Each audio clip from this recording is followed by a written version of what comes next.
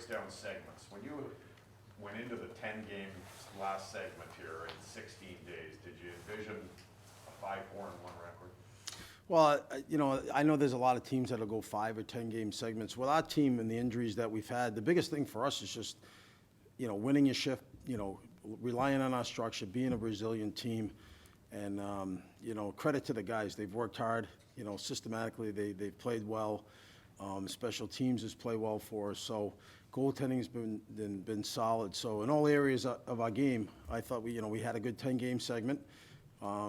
We played some good teams, but now obviously moving forward here, we got some really good teams that we're going to be playing after Montreal, not looking by Montreal, who's obviously got a new coach now. They're playing with some life now, and then we hit the road. Does it help looking ahead that you don't have to sort of equate the schedule into the mix? I think as a group, to answer your question, yeah, as a group, we knew with the games that obviously with COVID and what happened that we were going to go through the 5 and 7 in this stretch. Now it's more back to the NHL schedule. We get a little bit more practice time for our guys that are injured are real close to coming back now. But I thought the guys did a real good job, during that stretch with the amount of games that we played. When you have like a 2-day stretch like you do and you have tomorrow off, how much do you have to kind of resist using those 2 days to practice? Well, I think DJ for sure, and as a staff, even though that we did some flow today, it involves some systems, and the guys have a much-deserved rest tomorrow. Then we come back and, hit some more systems and special teams and keeping our conditioning level where it needs to be before the Montreal game. So, but it's good to have those couple practices for sure, over the last 2 or 3 weeks when we didn't have any at all. It kind of feels like you've just shown up and played, right? Yeah, it was just coming to the rink and playing, and had a couple back-to-backs there. But again, no matter who was in the lineup for our team, we went through some different personnel changes. Guys come in and they played extremely hard, and that's the one thing that I think that DJ and that we've always asked of our team. We're going to play structured. We have that obviously. But we want to be resilient. We want to play hard. So when you play the Ottawa Senators, you know exactly who you're playing and what you expect out of that team. What do you do you anticipate Colin White playing Saturday, or is that the hope? Yeah, I think I know DJ's talked to him a little bit. I think that was kind of the plan. I don't want to say for sure, but looking at the schedule that DJ and Whitey have talked, that was a date that was kind of they were looking at. I think Josh is getting closer as well. Once we get on the road with him, after the Montreal game, as we move forward, there's a possibility that he could be back as well. Just getting a guy like Colin White back, what would that mean? Well, he's a veteran guy. He's been in our room. He's a guy that for us, we haven't scored, obviously, a lot of goals in the last 10 games. But he gives us a little bit of opportunity to be more on the offensive side of things and get the goals needed. But, it's going to be, and it's his first game back in a long time. So, we have to be patient with Colin, too, and the expectations to just go out. He's not going to feel his way through. He's going to continue to have good pace and play the game hard. But, but his practices have been good. So, but he gives us, center, right wing, wherever DJ decides to use him. It gives us an opportunity there.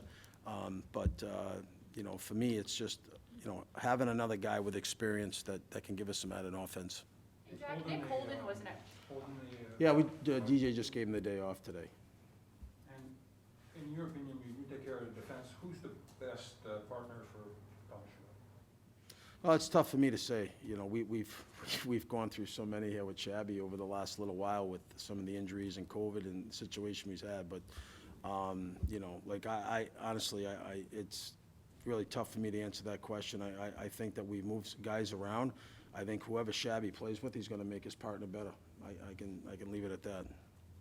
Is there any update? And I know it's tough for you because you're not necessarily in charge, but on Shane Pinto, is he at least back skating? Do we? I talk to Shane every morning when we have coffee, and he's continued to be in the training room and continue to get work done. So it's long term with Shane. So You know, I know the doctors could give you a better feel for that, but an unfortunate injury, you know, early in the season for him, so, you know, we don't expect him anytime soon. How are his spirits? Do you have coffee with him every day? How is he Well, doing? He's good. He's one guy that, you know, that you can joke around with, and I think he has fun with the guys. So just being around, even when you're injured, being around the guys every day, getting your treatment, and just hanging with the boys is obviously, you know, keeps your spirits high and your enthusiasm for the game. So we do have a close-knit group here. You know, even when Josh has been out and the list goes on here, the injuries that we've had, and Shabby missed a week, but that's the good part about this young group that we have. I mean, this is a group for me that, you know, they continue to get better every day, and the expectations are going to grow. And I'm sure they're growing now, but they'll even be greater next year as we continue to gain more experience with this group. And they have a bright future for sure.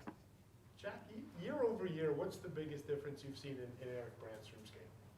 I would just say confidence. You know, Branny, for me, like, he's played the right side, he's played the left side. You know, we try to use him. You try to coach to the strength of your player. You know, there's certain situations, you know, matchups during a game who we feel, you know, Branny and any other D for that matter are going to match up well against. So that's what we've been trying to do. But I just think that, you know, you look at his strengths and what he has. He skates, he moves the puck, he's elusive, he does good things. Can he work on his down-low play? Absolutely. All guys can work on defending. But you know, he's playing with a little bit more confidence in his game, a little more swagger in his game. He's got some opportunities on the power play. So as long as he continues to do that, you know, and he's going to be fine. Those guys get themselves into trouble when they try to overhandle the puck. But he's out of the zone. His first pass has been good. I think he's doing all the little things, the intangibles of his game, and he's progressing. In the back half of the year, we probably anticipate at some point Lassie Thompson, JBD will kind of come back and get a few looks. What is the thing that you're trying to implement with them and maybe try to create something for next season when they do come up here? Well, I think the biggest thing, and I went through this with all the young defensemen in the island that are there now, and people don't realize some of these guys that are, Adam Pellich is an all-star, he played years in the minors, like, these guys, you know, you don't want to rush. I'm not saying that defense is the toughest position to play, but it is one of the most difficult as a young player. Not taking nothing away from forwards, but defense is a tough position, just like the goaltender. So those guys, you don't want to rush, you know, and you want to keep them down there to continue working on their game. It's better that they're playing in all situations. If they're not a penalty kill, you might have to penalty kill, power play, but you don't want to rush an individual. You know, you can ruin a player's development if you do that. So I think where they are right now is the best thing for them. And then, you know, the good thing about, like I just said, with this organization is and Sanderson's coming too, if you look at all the young defensemen as you're talking now, that's a good problem to have. You know, now you're competing for a spot to make the Ottawa Senators moving forward. How much are you looking forward to adding Sanderson to the mix? Excuse me? How much are you looking forward to adding Sanderson? Oh, you know what, I've those guys, like I've seen Jake play, watched a lot of tape, I know a lot about him, so, you know, it's always good when a player arrives to you know, get involved with the coaching staff and the players, and I know a lot of the guys on the team obviously know him too, but you know, when he does arrive, I'm sure he's gonna, you know, again, the expectations of everybody talks about, you know, that's all I hear about Jake Sanderson, but again, it's a development process too when he comes out of college to North Dakota to come to obviously the National Hockey League, but he'll be as advertised. He's a good defenseman, he moves the puck, he's strong, he's a top pick for a reason.